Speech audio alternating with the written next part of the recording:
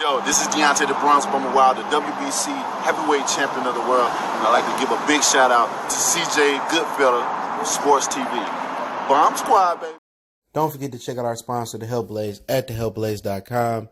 100% all natural products from lotions, soaps, foot soaks, bath bombs, and much, much more. Use the promo code Goodfella1Boxing. Tell them your boy CJ Goodfella sent you, get 18% off. We out. All right, let's talk boxing real quick. Adrien, the problem, Broner, says that maybe he's not coming back unless he gets his $10 million. Also, Demetrius Andrade called out Billy Joe Saunders after Billy Joe said he didn't want to fight. Andrade said that simply wasn't true. But let's start off with Gervonta Tank Davis, where Rick Gloucester said he heard a rumor that Tank wasn't going to make the weight. Most people don't believe Tank is going to make the weight, 130 pounds for the Santa Cruz title fight. Now, Santa Cruz and Tank is fighting for 2 titles in 2 different weight classes. Super WBA super featherweight title at 130 and at 135 lightweight regular WBA title. So let's talk about it. Hit that subscribe button, bell icon button, share the video. Appreciate the love, support. Want to make donations to the channel? Best way to do that is share the video, but Cash App and PayPal is in the description. And start off with Tank. So Rick Gloucester started a rumor, got back to Leonard Ellerbe, said simply not true. Tank is going to make the weight, but that's Ellerbe's job, is to promote Tank, and promote all the good and the great about Tank and try to erase all the bad about him. Now, a large amount of people believe Tank is not going to make the weight. I'm probably one of the few, the Marines, one of the few proud that believe Tank will make the weight. You know, Calvin Ford said, his trainer said Tank did not want to get a nutritionist or a strength and conditioning coach for his last fight with Gamboa. You know, what's so funny about it, he pulled up in a Lamborghini or a Ferrari. I don't know, I'm broke. I don't know which one. And you pull up and you rent that or it's yours, but you don't purchase or you don't obtain a strength and conditioning coach and nutritionist. So from what I understand, he hired a nutritionist. And also people forget, I think Leonard Ellerbe is a strength and conditioning coach by trade. So I don't understand why he just don't hire Leonard to be a strength and conditioning coach. But then again, Gervonta got this independent attitude where, you know, like he said, I'm not TMT, I'm GTD, I'm my own man, this, that, and the third. But then again, it's okay to get help. It's okay to have Leonard help you make the weight. Leonard help you cut down the weight. You know what I'm saying? Or Leonard, you know, actually get you a third party or another somebody that can help you get there. But then again, you know, he want to keep the cheap route and he don't want to spend the 10 or 5% or whatever he's going to be spending, you know, to train. At least, you know, research it yourself and try to, you know, train yourself. But when you don't train in between camps, you definitely need a strength and conditioning coach to help you come down in 12 or 13 weeks, especially if you're on an 8-week camp. But I think they will be on a 12 or 13-week camp. Definitely do the lifestyle that he live outside the boxing ring, the drinking, the eating, the, you know, growing the belly. You know, he don't have no discipline in every camp he going to, or every fight or camp he going to, that he doesn't, you know, stay in shape. That just knock years off his boxing career. That just knock years that he could be at lightweight. It's going to make him go up to 140, 147. So that's Tank's problem. Tank just think he can do everything on himself, and he trying to take the cheap route. You have to invest in yourself or invest in the ones that you love. If you're a boxer, you got to invest in yourself. You got to get strength and conditioning coach. You got to make sure you have a gym. All the boxers that got a gym or a gym at their crib, they going to succeed more during the quarantine because they can go outside or go in their garage or go in their gym and still hit the bag. You know what I'm saying? So you got to invest into your trade. You got to invest in yourself.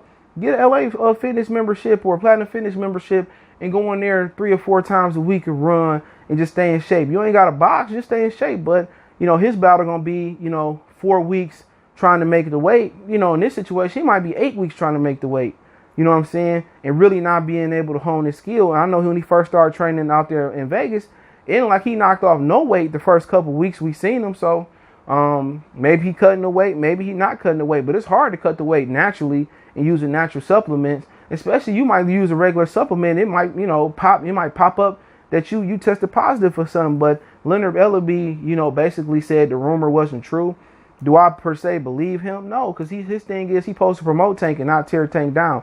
No matter what Tank said, good or bad, about the promotional company, Leonard Ellerbe has always stayed on code and basically trying to diffuse something and promote Tank. You know what I'm saying? But, you know, I believe he going to make the weight. If he don't, I heard from a good source way before it broke that Leo Santa Cruz got a huge penalty on that. So, not sure if it's 50,000 a pound over, 100,000 a pound over. Nobody truly knows. But Gervonta was asked about it. He said, I don't know, but I got to make the weight. And yeah, you got to make the weight. You know, and not just making the weight for this fight. When you go out this fight, take a little vacation time off and then hit the gym after a couple weeks. just to stay in shape. But you know how this story gonna end with Tank. He don't have the discipline. It's gonna end the discipline taking him outside the ring out, or he gonna be taken out inside the ring. That's the difference. Roberto Duran used to put on a lot of weight in between fights, but he worked hard. You know what I'm saying? He was diligent. He was an all-time great. Tank ain't got half the skill level that man got. So when you see other fighters, you know, bull jobbing around and doing this and doing that, you can't do what they do. They was exceptional. You know what I'm saying? Tank got to do what Tank got to do for Tank. And if Tank don't want to do it, we already know how Tank's story going to end.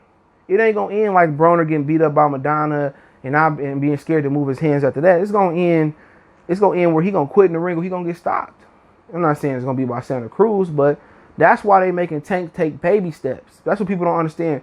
The reason Tank taking baby steps the way he taking them is because they don't believe in Tank because he don't have the discipline outside the ring. So until he starts showing the discipline, then they step up his level of opposition. But Leonard said it wasn't true. Let's move on.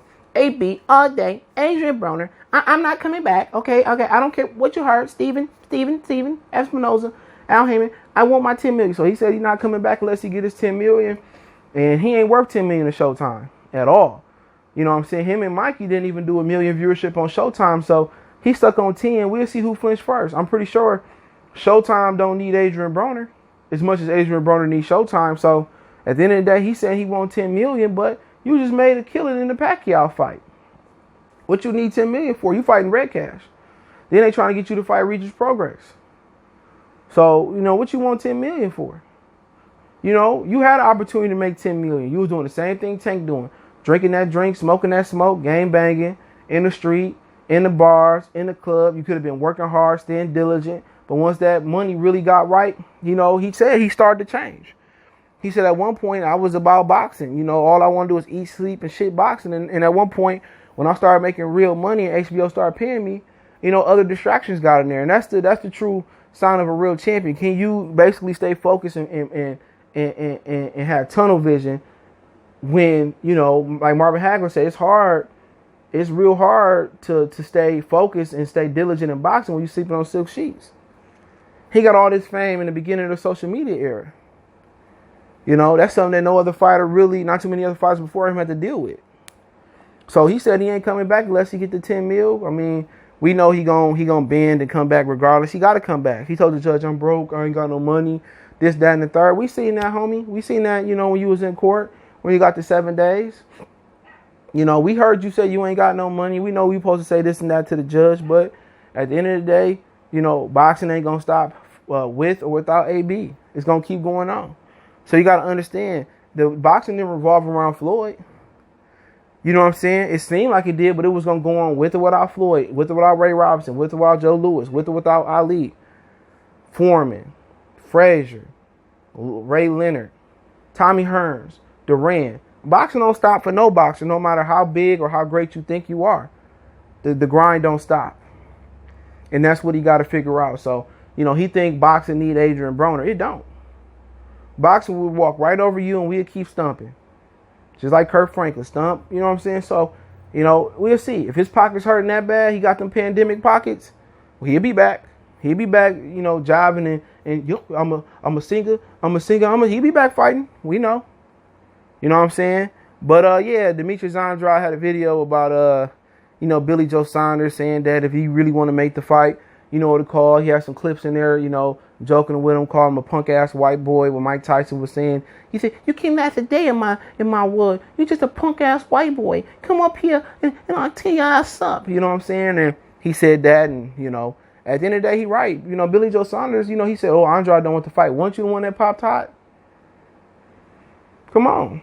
He said, no oxyfrine, just Imano. My dad want to fight Demetrius Andrade. And what's so messed up about Andrade, he getting paid for the zone, but they wouldn't even approve him to fight Canelo Alvarez. You know what I'm saying?